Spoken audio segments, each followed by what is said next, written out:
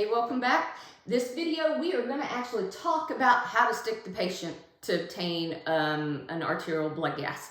So I'm going to use like 3 different slides. I'm going to roll back and forth between the procedures and the slides for illustration, okay? So this is the actual procedure as drilled down as I can make it, okay? And I know it's a busy slide, but it's worth going through. So let's start. Okay, so the first thing you want to do, we talked about checking our orders and all of that. So you enter the room, you make sure that you introduce yourself, tell the patient what you're doing, all that good kind of stuff, right? Make sure it's the correct patient, wash your hands, and put on gloves, all right? Or don your PPE. And we kind of talked about this. We're going to want to wear gloves, and I'm teaching you textbook, right? Safety glasses, all right? So here's a little trick. Make sure your gloves fit, especially if you're brand new and you're learning this technique. If your gloves are form-fitting, it's much easier to stick with. If you have small hands, I wear small gloves. If you have small hands and you try to place large or extra large gloves on, the glove fingers are much bigger than your actual finger, and it's hard to try to contain all that extra glove material so you know where your finger is as you're sticking, okay? So it's just best to make sure your gloves fit. If you need small gloves and you can't find them, ask for them, okay? Gloves are free in the hospital. Or if that's a problem, the next time you find a box of small gloves, take several and put them in your pockets, okay? Get the right size gloves, and this is gonna help you tremendously. Obviously, we're gonna explain the procedure. Then we are gonna perform a modified Allen's test. Now, remember we talked about sites and we said the radial artery was the preferred site because of collateral circulation. Okay, the test we use for collateral circulation is the modified Allen's. So this is the modified Allen. Okay, we've got kind of like a 4-picture process here. The first thing you want to tell your patient to do is close their hand, make a fist, and squeeze real tight. As their hand is squeezed real tight, what that's doing is it's pushing all the blood out of the hand so that when they open their hand, it's nice and blanched, okay? So they're making a real tight fist, and then you, as a clinician, you're putting your thumbs over the radial and the ulnar artery, and you're stopping blood flow, okay? The patient opens their hand, and when they open their hand is gonna be blanched, okay? It's not gonna be its nice normal color because they've squished all the blood out of it, and you're not letting any blood in because you've got the radial and ulnar arteries blocked off. Now remember, what purpose of this is to make sure that if we screw up the radial artery where we're gonna puncture, that there is collateral flow through the ulnar artery. So when the patient opens up their hand, we're gonna lift our thumb off of the ulnar artery. That's the pinky side, okay? So when you lift your thumb off that ulnar artery, you should see that hand start to pink up, okay? So as blood comes in it, you'll start to see that hand come to its normal color, and that color should happen within about 10, maybe 15 seconds. If they don't, that's a negative test, and you should try the other side, okay? So this is how you assess for collateral circulation, is with the modified Allen's. By the way, some people may call that the Allen's test. The Allen's test and modified Allen's test are actually 2 different tests, but when we're talking about this, people use modified Allen's and Allen's test interchangeably, so don't get freaked out about that. Perform a modified Allen's, okay? Then position the patient's wrist to approximately 30 degrees. Now remember, one of the things I said you needed was a towel. Okay, this is super helpful if you're first learning how to do this. If you take a towel and you kind of fold it or roll it up, and you have the patient put their hand over the towel, what that does is put this in a position so that artery moves more superficially. Makes it easier to palpate, makes it easier to feel the pulse, makes it easier to stabilize, makes it easier to stick, okay? So use that towel, especially when you're first learning, to give yourself the best possible advantage, okay? Position the patient's wrist to approximately 30 degrees. Clean the site thoroughly. Remember, that's what that alcohol and iodine is for. Personally, I'm just going to use alcohol because some patients have iodine sensitivity. So I'm going to clean that site thoroughly.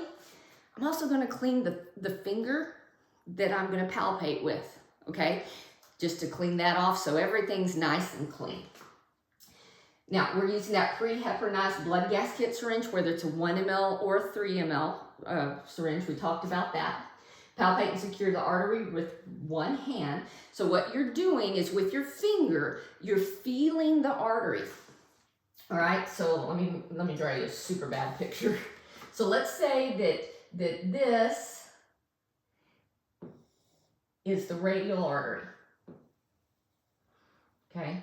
And I'm palpating, and so what I'm doing is I'm palpating with my finger, and I'm feeling that pulse, but when I go to stick, I'm gonna stick right underneath my finger, okay? I'm gonna stick right underneath my finger. I'm gonna visualize where that artery is running, and I'm gonna stick right underneath my finger. That's why you want your gloves to fit. All right, insert the needle. Make sure you have the proper size needle, and it's really the proper length. We talked about that, right? If you have somebody with a relatively small wrist, you don't need a long needle, okay? Get the proper size needle. If it's a deeper artery, you're gonna need a longer needle. Bevel up, that's the hole that the blood's gonna run through. That bevel needs to be facing up so blood can run up the needle into the syringe, and you want to puncture at a 45-degree angle. Okay, so do you see how, I know this is not a syringe, but this gives you the appropriate level. So when we say 45 degrees, like if I draw an angle, that is a 90-degree angle, straight up and down, right? So 45 degrees is about halfway there. So 45 degrees is what you just strive to enter to puncture the radial artery. Brachial artery, you're going to bring it up maybe a little bit more because that artery is deeper, so you bring it up so you can have more length of the needle to get to that artery. And when you're sticking femorally, you're typically sticking at a 90 degree. But 45 degrees for a radial puncture, all right? So you stick it in at that 45 degrees. If everything goes well and you're right on top of the artery, that needle's going to puncture through the artery, and when you see a flash of blood in the hub of your needle, stop moving and let that syringe fill. We typically want 1 ml of blood to fill that syringe up. These are pre-heparinized syringes, so we don't want too much heparin in our blood sample, okay? So best practice is to get 1 ml of blood. Sometimes that doesn't happen realistically, right? Sometimes it just doesn't happen. If you can get 0.5 mLs, that's still enough blood to run it through the machine, but not too little blood that we have excessive heparin, okay? So really we're striving for 1 ml. You should set your syringe for 1 ml, but if you can only get 0.5 mLs, that'll probably work. All right, then after your syringe fills with that 1 ml of blood, you get your gauze, you lay your gauze over the needle, you pull the needle out, and then you apply pressure, okay? And you're gonna apply firm pressure until the bleeding stops. That's at least 5 minutes. On a normal patient, we're holding that for 5 minutes. If they are on anticoagulants or have some kind of coagulopathy, you're gonna need to check that site. Now, I'm teaching you textbook, right? You need to hold the site until it quits bleeding. How do you know it's gonna quit bleeding? Pick up that gauze, look at it, kind of squish around on it. If blood still comes out of that puncture site, you need to hold it longer, okay? So apply firm pressure until bleeding stops. As you're holding that firm pressure, you're gonna get really good at being one-handed, right? You're gonna expel any air bubbles from the sample, okay? We don't want air bubbles. That changes our results, and we'll talk about that in a little bit. Expel any air bubbles from the sample. Take the needle off, and we use that capping device for the needle, right? Take the needle off and cap the syringe. In your blood gas kit, remember there was a little cap, so cap the syringe. And then you want to mix the sample. Some of these samples have a little pellet of heparin. You want to get that everything kind of mixed nice and homogeneously. So just take your syringe and just kind of move it back and forth, maybe roll it around a little bit. Now, this next step depends on where you're going with that blood. If you're doing point of care, you can put it into the iStat machine right there. If you're transporting it, you probably need to put it in that ice slush. So you're going to place the sample in a transport container. Maybe it's chilled, maybe it's not. Remember, point of care testing, we don't ice it. Then after they quit bleeding and you can move around, you're going to dispose of waste materials and sharps. So you've got all the trash from your blood gas syringe. You got to throw that away. Put your needle and any extra needles you may have in the sharps container. You're going to document the procedure, and then you're going to come back afterwards, maybe 30 minutes later, and check that site for a hematoma. Okay, so a hematoma would be if you didn't hold it long enough. Okay, and the site continues to bleed, and it bleeds underneath the skin, and basically you have a bump on the outside of that artery, but under the skin, and it's blood. Okay, that's a hematoma. And then the other thing you want to check is where you stuck. You need to feel distally to make sure you can feel the pulse. The return of a pulse means that there's oxygenated blood flowing through the radial artery again. All right, I didn't talk about the Band-Aid, right? So the Band-Aid that's in that package, after you apply firm pressure until the bleeding stops, you can put a Band-Aid on there just in case there's still just a tiny bit of seepage. It'll get on the Band-Aid.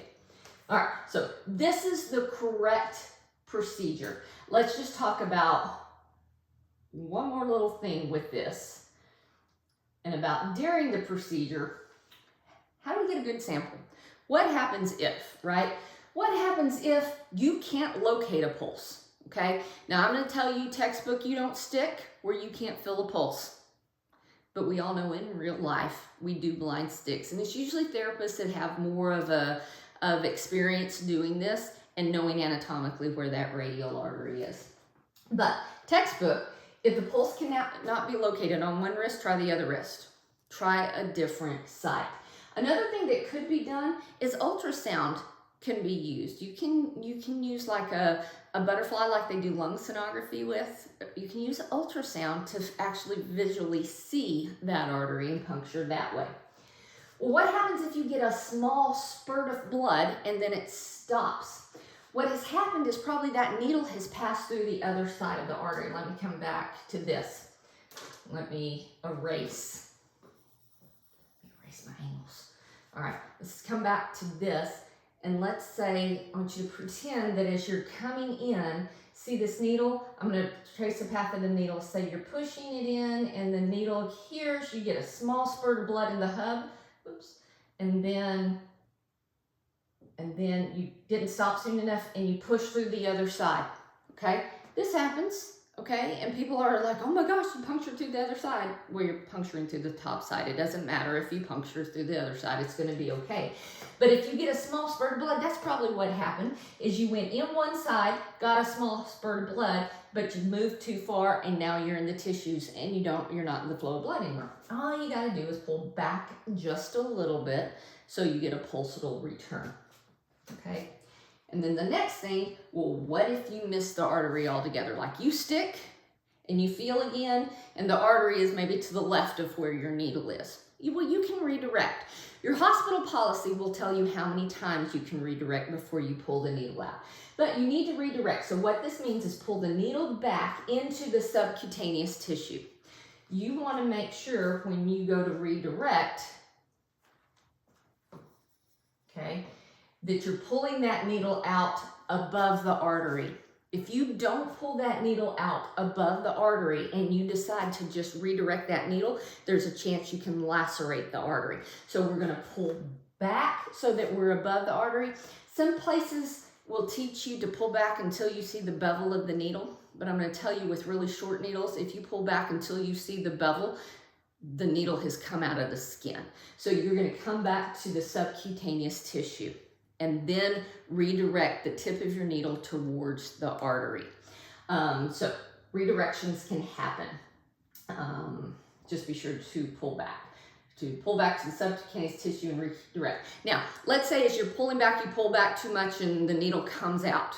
Okay, gotta hold pressure on that site until it quits bleeding, but then you have to restick with a clean needle.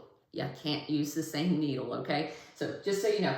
All right, come back to me in a few minutes and we're going to talk about pre-analytical errors, things that can change our readings. See you soon.